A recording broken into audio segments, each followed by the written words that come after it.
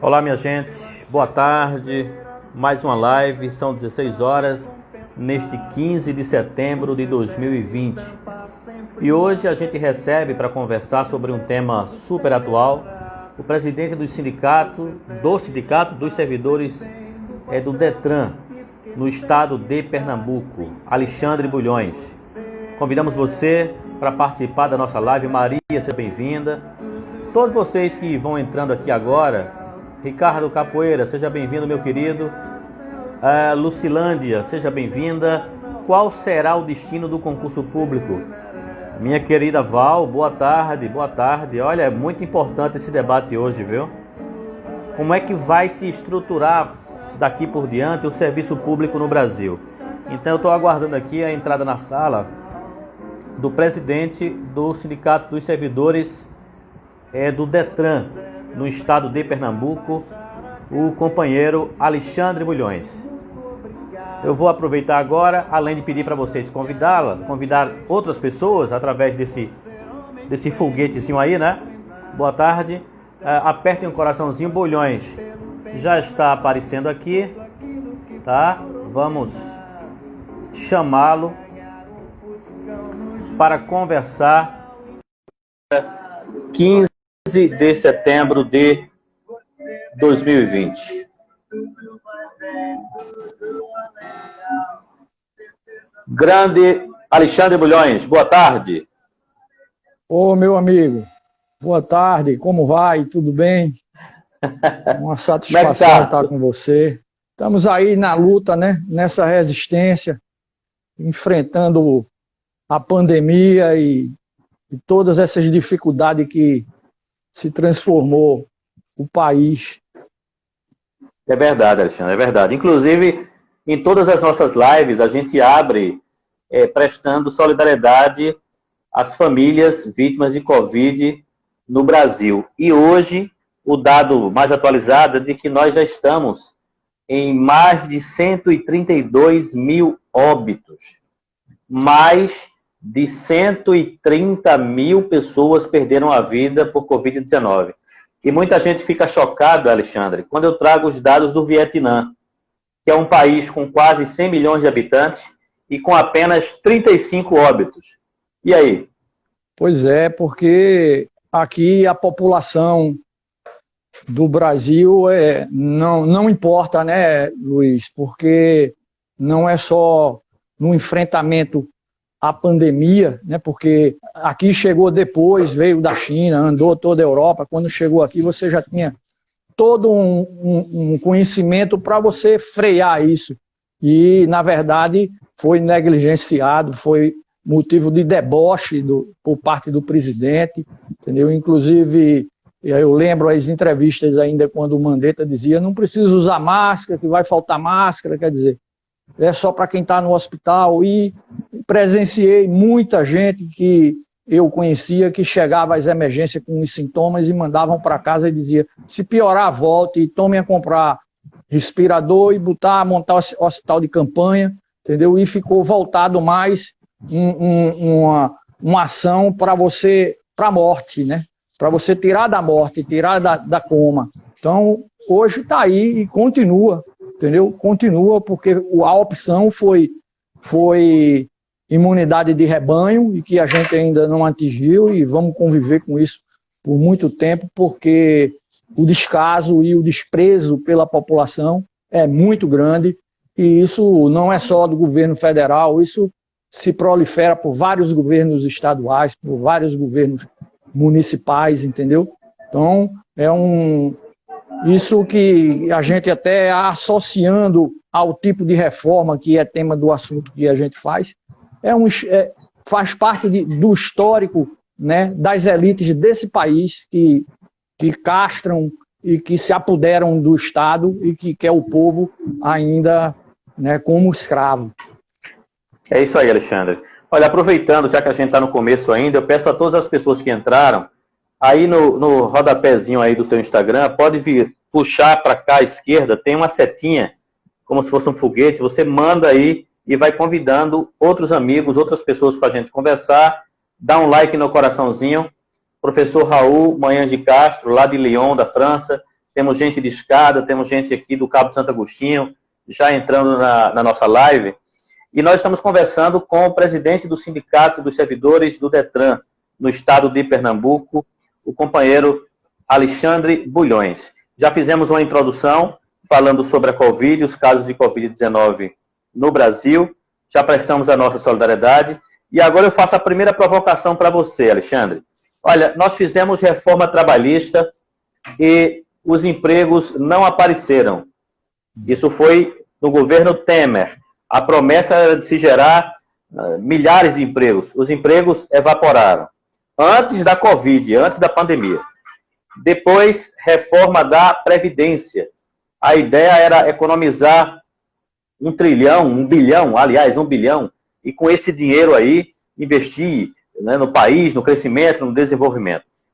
Primeira reforma, segunda reforma, e a situação do povo só piorando. Aí veio a Covid, nem ministro da Saúde nós temos. E agora, a chamada reforma administrativa. Eu pergunto a você, Alexandre, inclusive Heriberto Borges já está aqui conosco, a quem interessa essa chamada reforma administrativa? Luiz, a gente pode começar até com uma frase que eles gostam, né? Conhecereis a verdade e a verdade vos libertará. Então, a verdade que tem libertado é que esse governo é uma grande mentira. Essa é a verdade, não é? Esse governo, ele é uma continuação do desmonte do Estado que vinha sendo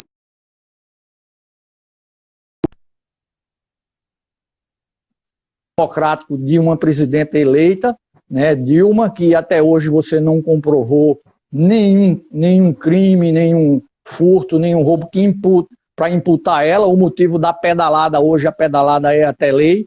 Então, existe uma gestação, né, porque esse país, se a gente for buscar essa verdade, a gente vai desde o Império, a gente teve uma independência que foi uma mentira, né, porque foi feito por quem era o colonizador, e que se gestou uma elite e um modelo de Estado que pouco tempo a gente teve de convivência democrática, entendeu? E quando a gente pensou que estava respirando ares da democracia, eu até já sentia, né, e já falava, e as pessoas até diziam, esse cara aí é doido e tal, eu digo, prefiro ser louco do que, né, me enganar. A gente já sentia nas lutas sindicais dentro do Estado de Pernambuco, dentro do Sindicato do Serviço Público do Estado de Pernambuco, porque você veja que com a pandemia, né, a medida foi também em cima do servidor público, quando você congelou salário até o dia 20,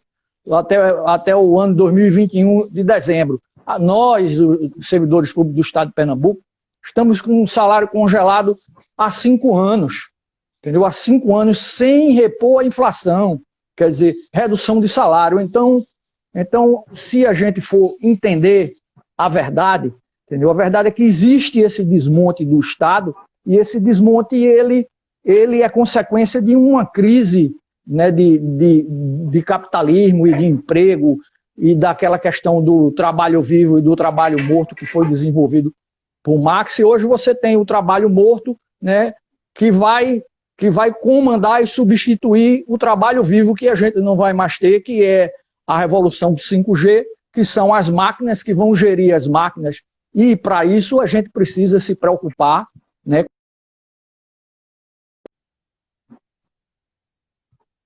E tal, tem a preocupação, entendeu? Se você for observar os dados, né, da população, né, relação de população em relação a emprego público, você tem, o Brasil está lá embaixo. O Brasil tem 1,6% da população no emprego público, 12% do trabalhador brasileiro, do emprego formal brasileiro, é de trabalhador público, é um dos índices mais baixos. A gente fica, né, a gente vai para a Noruega, tem 30%, a gente vai para a Suécia, 28%, então, quer dizer... De servidores públicos. Em relação ao número de emprego, entendeu? Em relação ao número de emprego... Então, esse inchaço da máquina pública, eu gostaria que você repetisse esses números, mas esse inchaço da máquina pública por servidores É mentira esse discurso. Não tem máquina pública inchada no Brasil. A cada 100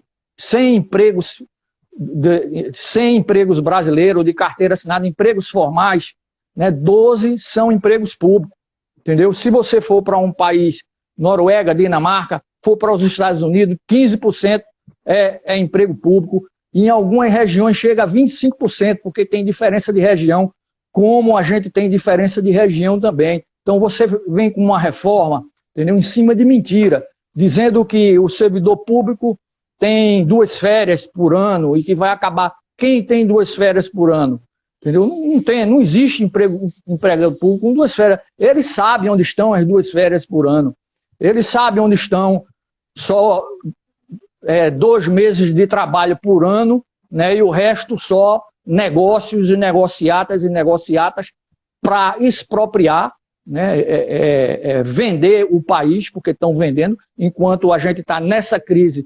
As concessionárias, as empresas Petrobras em Sergipe, em Alagoas, né, e na Bahia está sendo fechado. A gente tem refinaria aqui sem funcionar. Quer dizer, você não pode nunca, entendeu? Se você tem na verdade, o governo está perdido. O governo não tem programa. O governo tem na economia um ministro bomba, que é um ministro que quer botar a granada no bolso de servidor público, porque ele já quer botar a granada no país inteiro. Não é um ministro, é um carro bomba, um ministro bomba, entendeu? Então ele não tem projeto no país. Né? Não tem projeto. A reforma da Previdência, na verdade, ele queria, era a reforma do modelo que foi feito no Chile, onde a gente vê lá as pessoas de idade na rua vendendo água mineral, porque o que ganha da aposentadoria é menos do que ganha vendendo água mineral na rua, com o tipo de previdência privada que ele montou, que ele fez parte disso lá, com um banco, tem um banco pactual. Então, são pessoas que vieram desmontar com um aval de gente lá fora, né, porque o presidente presta continência à bandeira dos Estados Unidos, né, mas o povo dos Estados Unidos não presta continência à bandeira brasileira nem ao povo brasileiro. Então, eles vêm para fazer esse desmonte, para manter essa elite, entendeu? Porque quando a gente saiu para o regime democrático, naquele momento de crise, que passou o milagre econômico, os militares não tinham mais dólar barato lá fora para investir e começaram a cobrar os dólares. Então precisava abertura, precisava fazer uma Constituição, precisava chamar, né, o povo para fazer de conta que é democracia, porque o povo ia para a rua mesmo e ia derrubar os militares sem eles ceder. Então eles fizeram como fez Dom Pedro, como fez na proclamação da República. Eles vêm, como fez a princesa Isabel, diz, tá aí a liberdade, a Lei Áurea assinada, quando você sabe que é um processo de luta e de conquista. E quando aquilo está para vir pela conquista e pela luta do povo, eles dão como se fosse um presente. E o povo brasileiro, muitos acreditam nisso. Então, a verdade é que a gente tem que lutar, entendeu? A gente tem que lutar, não só para preservar o emprego público, porque ele está montado em cima de mentira, entendeu? Eles querem acabar as férias de 2 meses, não é para o servidor público, eles querem acabar a estabilidade e o concurso, né? São várias formas de ingresso, entendeu? Estabilidade de emprego público. A estabilidade não é absoluta. Hoje, com a lei, com a Constituição que nós temos, a estabilidade não é absoluta. O servidor público está submetido às leis e à demissão e o afastamento com um processo, né, e com um trânsito em julgado. Então, existe. Isso. Né? Então, o que eles querem querem se apoderar, porque já estão se apoderando do poder, se apoderar desses empregos, porque a gente vai ter quantos guardiões de Crivella, né, nos empregos públicos, do município ao governo federal. Quantos vão ter empregados, né, público vendendo açaí na praia, entendeu? Com esses contratos, com essa abertura e com essa falta esse desmonte do serviço público. Quantos empregos com essas formas de emprego que diz que é para reforma administrativa, isso é uma deforma da administração, isso é um atraso para o Estado brasileiro. Quantos desses vão ser empregos de rachadinhas? de político. Quantos desses? Porque todo mundo vai estar na mão desses políticos, dos políticos, desse povo que está aí, que golpeia quando quer, entendeu? Que tira uma presidente eleita e que joga mentira nas redes de televisão. Eu quero ver se ele vai tirar a concessão da Globo, porque ele dizia que vai tirar. Eu estou esperando, entendeu? Estou esperando. Então, a gente vive essa mentira, entendeu, Luiz? A gente vive essa tempo mentira. todo, né? Agora veja bem, o engraçado é que esse discurso vem fazendo a cabeça da opinião pública de pessoas que precisam do serviço público cotidianamente, de pessoas humildes. E aí eu gostaria que você fizesse um recorte para as pessoas entenderem, porque esse depoimento seu aqui, ele vai ficar gravado e vai ser espalhado, vai ser reproduzido. Nós temos muitos servidores entrando aqui, professores, inclusive tem uma professora da Bahia, a doutora Tereza, professora da Universidade Federal, tem muitos servidores aqui, profissionais de diversas áreas. Então, eu queria que você explicasse para a gente, no caso, para as pessoas que vão ver depois esta live, como é dividida as categorias, como são divididas as categorias de serviço público, porque quando a Globo mostra, quando a imprensa mostra, parece que todo mundo é um bando de privilegiados e que ganham mais de 100 mil reais por mês. Fala pra gente aí como é que funciona por dentro essa estrutura. Veja bem, esse Estado brasileiro, mesmo com democrático, né, de direito, ele é montado com uma rigidez e com um controle dessas elites, entendeu? Quando você fez a transição para o regime democrático, que é a Constituição de 1988, você deixou aquela estrutura de judiciário, né, intacta, né, e até mais fortalecida. Você deixou aquela estrutura de legislativo lá em Brasília, distante do povo, intacta, entendeu? Sem mexer. Quer dizer, onde estão os maiores salários, as maiores verbas, né, de gabinete, onde está essa fortuna, né? Quantos servidores públicos federais tem em Brasília e tem nas regiões desse país, né? E quem é o servidor que presta o serviço? Quando o pobre, como a população pobre, precisa da justiça, ela dificilmente ela tem essa justiça. Quando um trabalhador precisa da justiça, dificilmente tem. E nós, lá no Detran, somos testemunha disso. Quando tivemos acordos assinados e não cumpridos que motivou greve, que a lei dá o direito, entendeu? E a gente chega lá no tribunal, o juiz diz não, que a greve é ilegal, mesmo com um acordo assinado, que se você assina, Luiz, o acordo, entendeu? E você descumpre, você dá o direito da greve, é um direito constitucional do privado que se estendia para o público, porque não regulamentaram até hoje, né? Estão fazendo uma reforma, não regulamentaram o direito de greve do servidor público. E o que é esse servidor público? Esse servidor público que está nos postos de saúde, recebendo, examinando os doentes, arriscando a vida, são esses profissionais de saúde, né, de médicos, nutricionistas, fisioterapeutas, que estão nos hospitais públicos, atendendo a população e salvando a população pobre, porque não tem acesso às grandes redes, professores, o povo que precisa da educação, da escola pública, o ensino público, da universidade pública. Então ele está golpeando, né, esses servidores públicos, que são os que realmente prestam o serviço à população, entendeu? E que tem uma lei que protege, mas também tem uma lei que pune, entendeu? Quais são os servidores?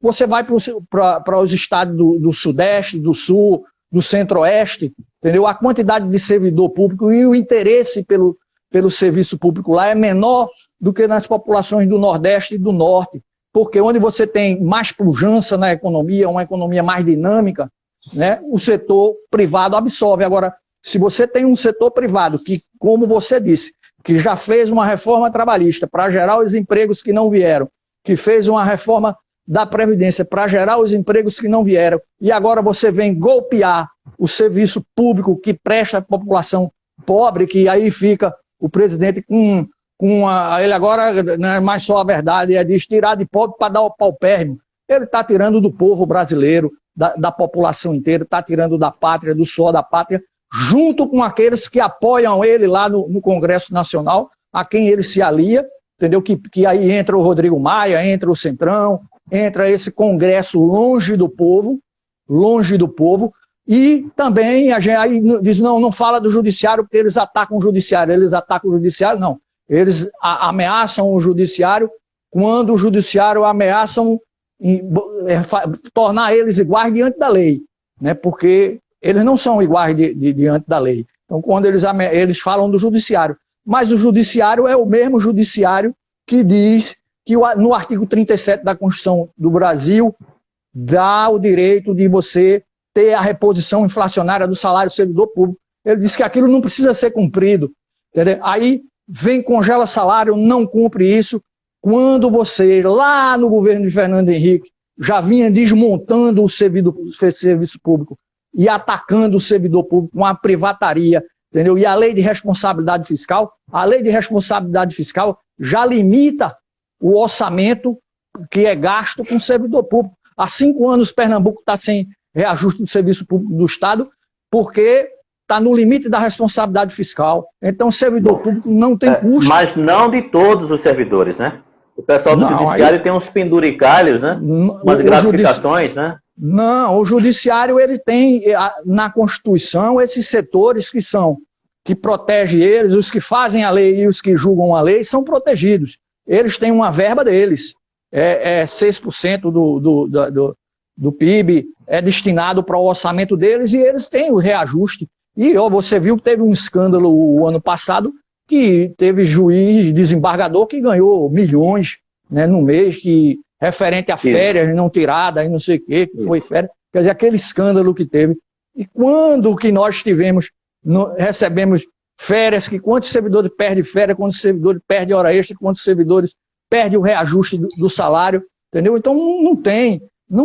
E essa reforma, ela é um golpe, né, no restinho que tem de Estado e de resistência, porque o setor sindicalizado, do setor público sindicalizado, é um setor público, de sindicato combativo, que luta, entendeu? Então eles querem tirar essa estabilidade, porque também tira o poder de luta, porque já tiraram o imposto sindical, já tiraram e as pessoas continuam lutando. Ele tem como inimigo, ele tem o povo brasileiro, na verdade, como inimigo, porque eles governam para a elite, como o ministro Bomba disse. O ministro Bomba, o Guedes, ministro Bomba, disse que você aquele nível de salário, né, do teto de salário que é mantido tem que ser quebrado, porque isso daí é socialismo, quer dizer, para você segurar o salário lá de cima do legislativo e do judiciário,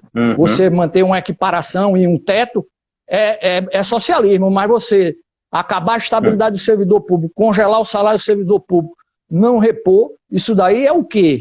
Quer dizer, eles querem um país, eles falam do Estado, eles são contra o Estado, diz que o Estado é grande e é gordo, quando a gente, na verdade, não é, mas porque ele quer o Estado só para eles. Ele não quer o Estado com um posto de saúde, com um hospital público, uma escola pública de qualidade. Isso. Deixa eu te fazer um outro questionamento. Dentro dessa reforma, e aí tem uma pergunta já na caixinha aqui, para mim aparece, vocês podem deixar perguntas aqui, tá, pessoal? Perguntas e comentários. Daqui a pouquinho eu abro para Alexandre comentar. Alexandre, dentro dessa reforma, tem um segredo aí que está preocupando muita gente. Veja, primeiro, ele vai preservar a estabilidade de servidores de carreira. Quem são esses servidores de carreira e quanto custa mantê-los? Se é para economizar, quanto custa mantê-los, essa elite do serviço público? Segundo, dentro dessa reforma, parece que o presidente está querendo autorização para, por decreto, sem autorização do Congresso, fechar determinados estabelecimentos públicos, órgãos públicos. Por exemplo, se ele não gostar do IBGE, ele pode ir lá e, numa canetada... É isso que está se desenhando para o Brasil? É isso, a gente está vendo aí com os que defendem a Amazônia, né, defende a floresta, é contra as queimadas, contra... O INPE, por exemplo. Então essas coisas não interessam para eles. Até o IBGE vai ser esvaziado, que nem o censo eles querem fazer. Então, tudo aquilo que trouxer transparência, que der uma visão, né, da realidade, da verdade, né, para o mundo e para o povo, isso ele vai acabar. E a questão de que você dizer que servidor de carreira, quem é o servidor de carreira? Professor, enfermeiro, médico é servidor de carreira? Não tem servidor de carreira que preste serviço à população. Isso é uma mentira, e uma mentira que a grande mídia propaga, entendeu? A grande mídia que eles estão brigando aí, a gente não sabe por quê, mas eu acho que também é teatro, entendeu? Eles propagam que a reforma administrativa, que o Estado está inchado, e quando você vai para essas empresas como o próprio verdadeiro, né, libertador,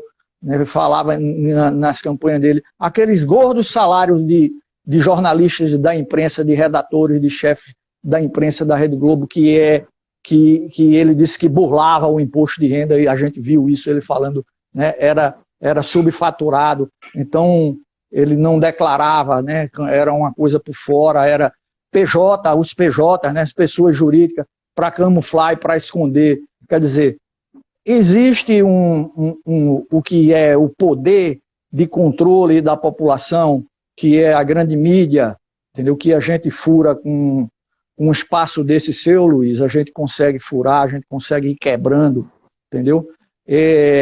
O judiciário sempre foi um guardião, né, dessas elites, entendeu? A gente tem que dizer que porque, né, você, quando um servidor público comete uma ilegalidade e é punido, ele é demitido e acabou, se fica sem emprego, vai ter que dirigir Uber, vai ter que se virar por aí. O juiz não, ele se aposenta. Ele se aposenta. Então, a gente... Com salário integral. Aí a gente pode chamar isso de Estado Democrático de Direito, está lá no papel.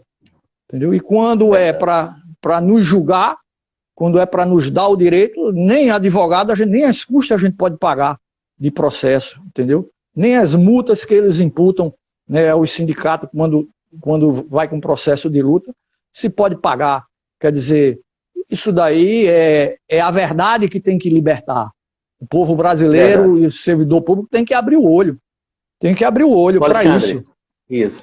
Olha, um rapaz entrou aqui agora, doutora Tereza está comentando sobre a quantidade de terceirizados que está invadindo o serviço público, que é uma forma de privatizar já o serviço público. Tem um rapaz aqui, não, a senhora, né, Nandina, ela está perguntando, sobre com essa reforma, as pessoas que estão em período probatório já podem ser atingidas pela reforma? É uma pergunta que ela está fazendo. E eu vou aproveitar, Alexandre, olha, se você me permite, são 16 horas e 28 minutos. Se você gravou, eu já posso abrir o segundo questionamento que está na caixinha aqui, ó. Uhum. Ó. Qual recado você mandaria para Bolsonaro? É do professor Raul, que está assistindo de Lyon, na França. Aí você aproveita e responde sobre o probatório, que quem está, será atingido, e o recado que você manda para o presidente da República.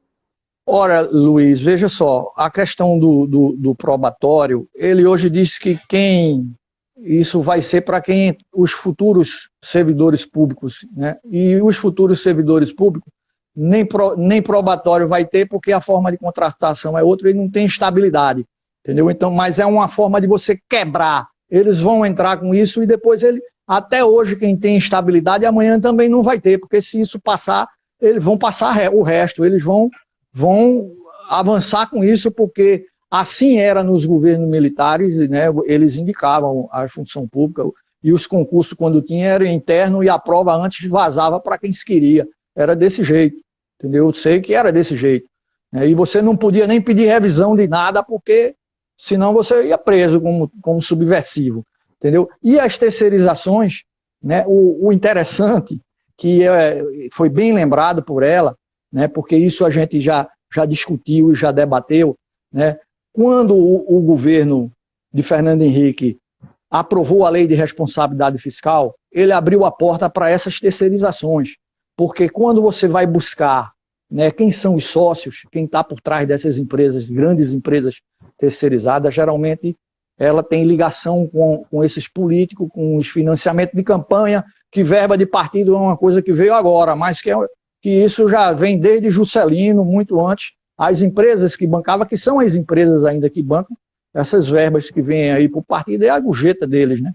Mas ele, quando foi aprovada essa lei de responsabilidade fiscal, você limitou a contratação, o gasto com o servidor público. Então, vem o terceirizado, porque o terceirizado não entra na responsabilidade fiscal. Entendeu? Está aí o Estado do Rio de Janeiro quebrou pela quantidade de empresas terceirizadas e de terceirizado. Não foi pelo servidor efetivo, que ele tinha os índices mais baixos de servidor efetivo e de gasto com a lei de comprometimento da lei de responsabilidade fiscal, mas o gasto enorme com terceirizado. E a gente vê essas terceirizações, né, já dentro do Detran mesmo, terceirizado. Você tem um serviço de vistoria, que é um absurdo, que é um serviço, né, uma atividade de polícia, né, a vistoria veicular, entendeu? É uma atividade de taxa, que você cobra taxa, e taxa quem pode cobrar é o Estado, né? O Estado é que tem que cobrar pelo serviço, a taxa pelo serviço, e é entregue a empresas terceirizadas. Então, tem os terceirizados lá dentro já fazendo, inclusive tem processo dentro do Ministério Público de Pernambuco, né, porque os terceirizados exercendo a atividade de servidor efetivo, entendeu? Aquela atividade fim. E a gente presenciou muito na campanha, nas campanhas eleitorais, saía lá esses terceirizados, os ônibus pelo portão do fundo do Detran, no final de tarde, para ir para as ruas, fazer panfletagem, bandeira e fazer campanha, os terceirizados. Cabos eleitorais. Os terceirizados, os comissionados, é pouco para garantir o poder através do desemprego, da miséria. É você acabar o concurso público, é você ampliar as terceirizações, porque aí você vai trocar a sobrevivência por voto, como já é trocado. Não estão conseguindo fazer isso com uma classe média, porque o servidor público ele tem um nível de escolaridade maior, entendeu? Mas ele também tem barriga, entendeu? Ele também tem fome, ele também tem necessidade, e ele também, na hora da família, ele vai lá abraçar o político que vai dar esse emprego, vai dar esse pão, que vai dar essa benesse para que ele tenha sobrevivência. Então é uma forma de escravização. E o recado que eu tenho para Bolsonaro, olha, é o seguinte, Bolsonaro, eu não queria nem mandar nenhum recado, nem dizer o nome dele, mas é muito bom, né, que o recado que eu mando para ele é ele saber que nós vamos fazer e trabalhar e dedicar o nosso tempo para o povo realmente conhecer a verdade, né? O povo vai conhecer a verdade e vai se libertar pela verdade, com as mentiras que ele tá fazendo com esse país. Tá aí um samba de crioulo doido, que ele acabe com esse samba de crioulo. Ia acabar o Bolsa Família, porque ia ser Renda Brasil, agora já não vai mais, e tal, não sei o quê. Então, é perdido. Então, ele tomar ciência de que nós vamos fazer com que o povo conheça a verdade e se liberte dele, e que ele vai fazer companhia ao Trump lá, quando o Trump perder a eleição, entendeu? Então, ele vai para lá. Olha, tem uma professora que entrou aqui logo no comecinho, a professora Val, de Jaboatão, que ela disse, olha, a melhor forma de combater a corrupção é através do concurso público. E aí eu te pergunto, qual o recado que você tem para aqueles caras que mantinham escolas, os concurseiros, né, que preparavam pessoas para concursos públicos, e eram muitas vagas antigamente. E muitas dessas pessoas, inclusive, apoiaram o presidente que aí está. Será que o concurso público, com essa reforma, vai continuar existindo? Terá futuro para essas pessoas? Que vivem disso, inclusive? Eles vão ter que arrumar outra forma de viver e vão ter que escolher outro presidente que devolva o concurso público e a estabilidade e a moralidade, né, do serviço público e da administração pública. Então eles vão ter que... Eles também vão começar a conhecer a verdade do que eles pensavam que era esse governo de mentira. Entendeu? É isso, Luiz. Alexandre, é isso. Olha, eu quero te fazer uma pergunta que eu acho que faz tempo que eu estou querendo conversar com um professor da Federal chamado Alexandro Gomes sobre isso, e você tocou, no comecinho da live você tocou, que é o impacto das novas tecnologias no mundo do trabalho. E você falou sobre isso dentro do serviço público. E aí eu comecei a pensar, enquanto você estava falando, eu comecei a pensar, olha, se quebrarem a estabilidade, se não tem mais esse período probatório, e se estão fazendo fortes investimentos em novas tecnologias, inteligência artificial, inclusive o Detran já faz investimento grande em novas tecnologias, como é que você faz? Como é que você avalia o cenário futuro dentro do serviço público a partir desses investimentos? Olha, veja bem, os países desenvolvidos, eles que têm seriedade na gestão pública e que não é essa anarquia e essa, né, palhaçada que a gente está vivenciando no Brasil, eles se preocupam com os empregos e com a população, porque uma máquina, né, uma máquina mais moderna que vai controlar outra máquina, ela não é outra coisa senão fruto do trabalho, né, da apropriação do trabalho do ser humano. Então, e uma máquina não vai para o shopping center, entendeu? Então, isso é aquela velha história, o capitalismo cavando sua própria sepultura, entendeu? Porque sem a renda das famílias, sem a renda do povo, uma máquina não vai comprar outra máquina, nem vai comprar celular, nem vai fazer live, a máquina não vai fazer live, né? Tem que ter a gente para fazer. Então, você, uma coisa que eu tenho dito, né? A gente tem que perder esse preconceito, entendeu? Que ou a esquerda tem preconceito, ou a esquerda não pensa, porque o caminho para você salvar o planeta, o caminho para você salvar a humanidade, né? É o amor. E para a gestão e para a administração, você tem que ser economia planificada. Tem que ser socialismo. Se uma máquina é que vai trabalhar para outra máquina e para outra máquina, aquele ser humano não vai comer a máquina, nem a máquina vai pagar a feira do ser humano. Então, como é que vai ser? O ser humano vai quebrar a máquina. Porque aí a gente vai quebrar a máquina. Porque se a gente ficar com fome, sem salário, sem ter o que comer, aí o morro desce para quebrar as máquinas. Então, é o fim. Eles cavam a sepultura dele. Ou você gera emprego, gera renda, gera educação, dá saúde, dá dignidade ao ser humano, entendeu? Porque ele até pode, por algum tempo, baixar a cabeça e fazer de conta que acredita em mentira. Mas ele chega o momento de se libertar, entendeu? Ele chega o momento de ele ir buscar. Então, você achar que o avanço tecnológico e a redução do gasto com emprego, você vai só gastar com cada vez mais máquinas e menos emprego e menos ser humano nos postos de trabalho, vai ser menos pessoas, vai ser pior do que pandemia, entendeu? Porque você não vai pegar ônibus, máquina não pega ônibus, máquina não compra roupa, máquina não come feijão, o arroz que está tão caro aí, eles não vão, né, eles vão ter que vender lá para fora. Então, só se o Brasil for realmente, né, a população aceitar seu quintal, né, o quintal do primeiro mundo, com as máquinas plantando, colhendo e vendendo o arroz, e a gente vai desaparecer do mapa, né? Não vai deixar de existir. Veja bem, Adriana de Escada, ela está comentando aí, vai ter que ter um equilíbrio entre o ser humano e as máquinas. O problema, e o meu medo, eu coloco aqui para você, para a Adriana também, é que deveria-se existir também um equilíbrio na relação entre o ser humano e a natureza. E o que é que a gente faz?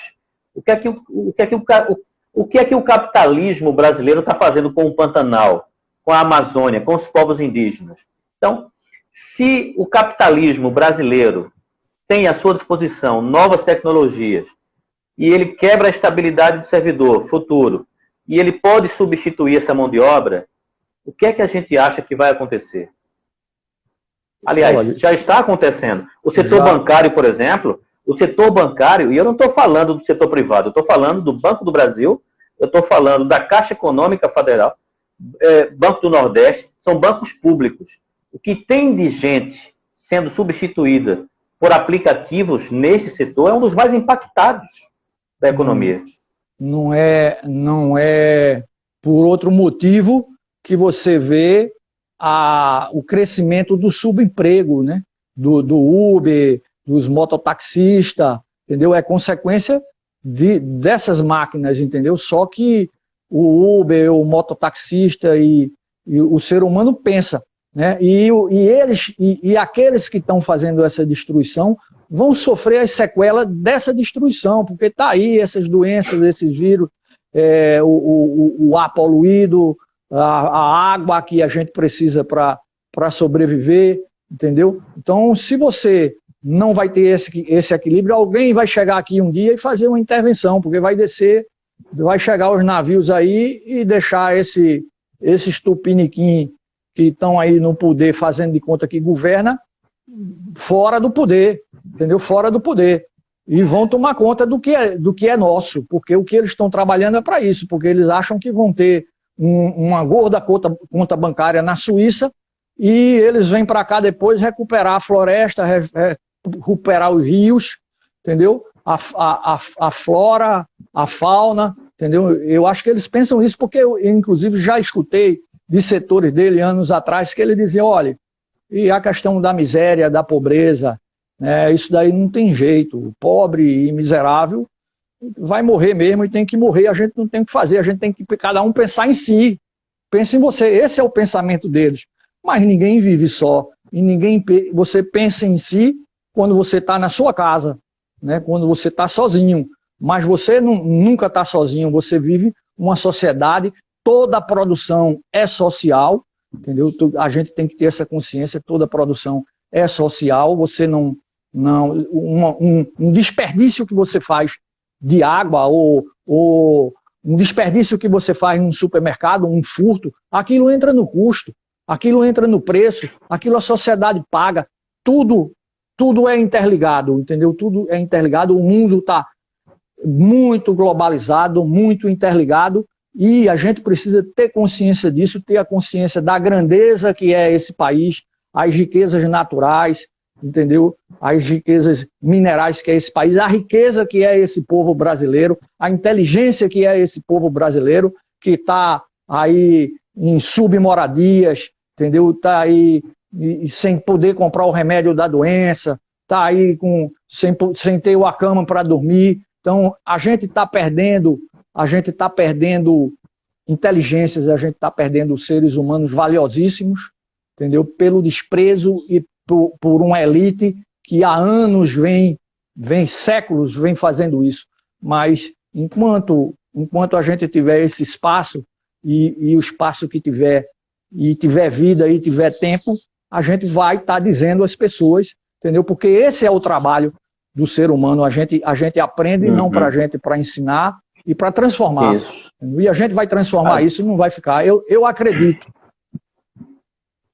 Ok. Alexandre, olha, eu tirei uma brincadeira ontem no Twitter com o cientista Miguel Nicoleles, que ele é torcedor do Palmeiras, né? E o Sport, que é o meu time, empatou com o time dele em 2-2. Aí eu fui lá e tirei uma brincadeira com ele. Eu disse, viu o resultado do jogo? Aí ele disse, eu estou sem tempo agora. Ele pediu desculpas e disse, eu estou sem tempo agora. A minha preocupação é encontrar meios para salvar vidas e salvar o Brasil.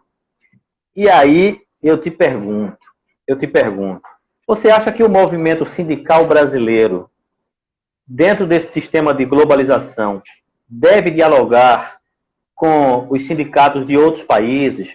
Eu digo não só entre nós, mas com outros países, para que a gente encontre alternativas juntos para o planeta, porque a gente não pode salvar o Brasil sem salvar o resto do planeta, né? A gente não pode salvar o resto do planeta abandonando o Brasil. A pandemia veio demonstrar isso, como tudo está interligado, conectado. Então, a luta tem que ser global. Será que a gente global. Ela é consegue... global. Ela é global. Será que a gente consegue conectar ainda mais essa caminhada? Você tem esperança? A gente consegue. A gente chegou num estágio, né, que a gente não tem mais retorno, porque eu, há um tempo pesquisando sobre a economia da Argentina, a Argentina foi um dos últimos países que ele aderiu ao padrão ouro, entendeu? O padrão ouro da moeda, e que os banqueiros, aqueles grandes banqueiros, né, americanos, saíam visitando os governos para aderir ao padrão ouro, e a Argentina foi a época que ele mais desenvolveu quando ele não aderiu ao padrão ouro e tinha economia, porque dinheiro é só para troca, entendeu? Para a relação de troca. Aí aquela questão de você vai emitir dinheiro e causa inflação e tal, não é uma relação direta. Isso é relativo, porque se você tem uma indústria com capacidade ociosa, entendeu? E tem emprego, né, de menos, você emitir moeda, você até o limite da capacidade ociosa, você estimula a economia. Mas hoje você está tão interligado, entendeu? Tão interligado, e quando você mexe na natureza, entendeu? O planeta é um só, a gente só está no planeta Terra, não adianta ele estar indo buscar a vida lá fora, achando que vai viver lá fora, porque as condições de vida para o ser humano, ela é dada aqui na Terra, não adianta você querer destruir e ficar aí transformando tudo em dinheiro, né, e achar que vai se livrar e depois vai embora viver no outro canto, porque não vai. Então, o trabalhador precisa, né, como se precisou aí, tem a Organização Mundial de Saúde, que precisou articular todo um estudo, todos os países, todos os protocolos. A gente precisa articular protocolos de sobrevivência do planeta e da humanidade e da classe trabalhadora do mundo, porque é quem faz o mundo, é quem faz o planeta, somos nós os trabalhadores. O que é que você acha do programa de renda mínima do ex-senador e vereador de São Paulo, Eduardo Suplicy, independentemente de partido, né? Porque um economista francês, o Piketty, ele defende há muito tempo já uma renda mínima global, um tipo de renda mínima global, justamente pensando nesse avanço das novas tecnologias, do desemprego, etc. e tal. O que é que você acha desse tipo de projeto? Olha, essa preocupação dos economistas do primeiro mundo é aquela questão que eu lhe disse, você não pode só ter as máquinas, você tem que ter a renda mínima, você tem que distribuir a renda, tirar a concentração de renda, não pode guardar dinheiro para estar emprestando a jurado, criando bolhas, entendeu? Bolhas e bolhas e bolhas, porque o dinheiro não movimenta, não cria, porque o dinheiro não é a mercadoria, entendeu? Você não pode achar que a mercadoria principal é o dinheiro é para facilitar as trocas. Então, você tem que ter medidas, né? Tem que ter leis, tem que adequar, que venham a distribuir a renda, diminuir a concentração e ter renda mínima, sim. Entendeu? Você veja aí que na pandemia, os efeitos, o impacto na indústria, no comércio, só não foi maior por conta do programa de renda que a gente teve aqui, que é insignificante, né? Você dá R$600, foi insignificante e não atingiu todo mundo, inclusive teve desvio, não foi mais, foi o que segurou, né, para que a gente não tivesse uma situação pior hoje, entendeu? Então, a renda mínima tem que ter o programa de renda mínima, não é só o programa de renda mínima, é você repensar o que os economistas no primeiro mundo hoje pensam, é de você taxar as grandes fortunas, distribuir a renda e dar condições de vida e dignidade a todos, a toda a população. Vale. Alexandre, a gente começou em reforma administrativa, falamos de reforma da Previdência, de reforma trabalhista, mas como você bem disse, como está tudo interligado, a gente terminou agora em programa de renda mínima. Acabou de entrar aqui o professor Ederval Trajano, que é de Quipapá. Eu quero mandar um abraço aí para ele, um abraço para os moradores de Quipapá. Meu querido Alexandre, são 16 horas e 49 minutos, já faltam aí 10 minutinhos para o final dessa live, ela encerra automaticamente às 17 horas, e não chegou aqui para a gente grandes perguntas. Geralmente as pessoas colocam muitas perguntas aí, porque eu acho que você foi dando o mote e foi respondendo antecipadamente muita coisa. Eriveldo está comentando aí, parabéns, Bulhões, nosso sindicato está bem representado. Olha, Eriveldo, como é que a gente faz, Bulhões? Manda um recado para ele, Rossana está entrando agora, mas eu quero que você mande um recado também para as pessoas que estão fora do serviço público. porque essas pessoas não podem nos ver como vilões. Quem são os verdadeiros vilões?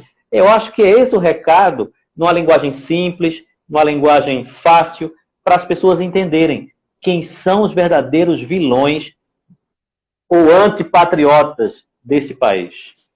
Os verdadeiros vilões, a população sabe que ela está representada hoje, que está representado, mas não são os únicos, né? Na pessoa do presidente, quando disse que uma pandemia que levou mais de 130 mil vidas era uma gripezinha e que não tomou as providências devidas. Os vilões é um ministro que diz que bota granada no bolso do povo, é um ministro que quer fazer um programa de Renda Brasil, substituindo o Bolsa Família, né, tirando dos aposentados que já sobrevive com tanta dificuldade, né? E essa população que está desempregada, que tem o subemprego, essa população que está em cima, arriscando a vida em cima de moto, né, que ganhou até um dinheirinho com a pandemia, porque a burguesia não saía de casa, e eles até ganharam um dinheirinho a mais, mas arriscando a vida não só com um acidente, mas também com a contaminação do vírus. É quem está dirigindo o Uber, é quem está na rua, né, vendendo no informal, o camelô, né, aquele que está vendendo com água no sinal, limpando o vidro de carro. Então, esse é o nosso povo, entendeu? Esse é o nosso povo que a gente precisa, né, ter essa renda mínima para ele, a gente precisa ter a escola para ele, a gente precisa ter o médico para ele, ter o remédio, ter a saúde, ter o respeito, entendeu? Para que essas pessoas não sejam tratadas, né, com menos carinho, com menos amor, com menos dignidade do que o cachorrinho da madame. Maravilha, maravilha. Bulhões, eu quero agradecer a Herivelto Borges, foi quem fez a ponte entre nós. Quero agradecer imensamente a sua disponibilidade, agradecer a todas as pessoas que entraram nessa live. As informações que você trouxe foram muito esclarecedoras, muito, e você fala numa linguagem simples, direta, você é muito objetivo nas suas palavras, e eu acho que fica claro para todo mundo que participou desse encontro conosco aqui. Acabou de entrar um grande defensor do SUS, Dr. Francisco de Castro, um grande defensor da saúde pública neste país. Ele, o pai dele, a professora Tereza Deiró, Adriana, servidora pública aqui no Cabo de Santo Agostinho, Adriana Ribeiro, todos nós somos defensores da taxação das grandes fortunas, porque isso é uma vergonha, é uma vergonha. O Brasil é considerado um paraíso fiscal para os ricos, não é? E um matadouro fiscal para os pobres.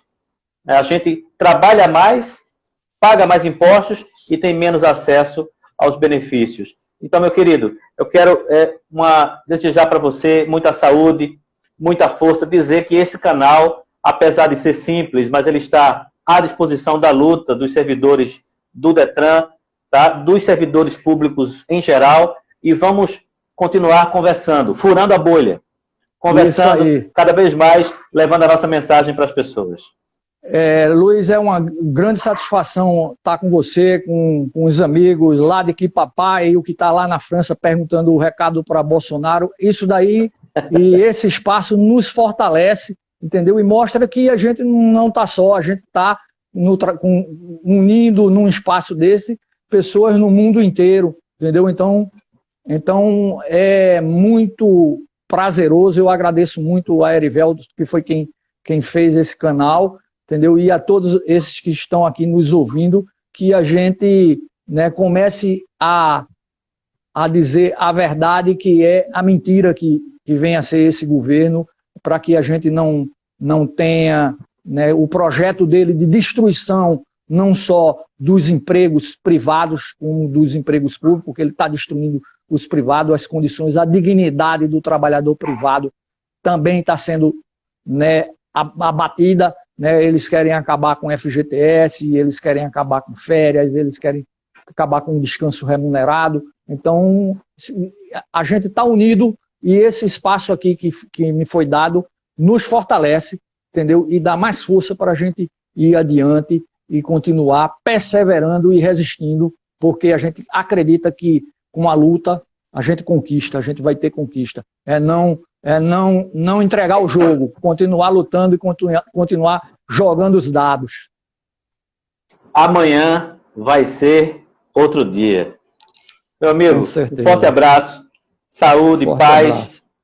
E a luta continua, sempre. A luta porque permanente. Enquanto houver injustiça, exatamente, enquanto houver injustiça no mundo, sempre haverá um ser humano, 2, 3 pessoas lutando por um mundo melhor. Um forte abraço, Bulhões. Forte abraço a todos e a você também, Luiz. Muito obrigado. Muito obrigado, querido. Valeu.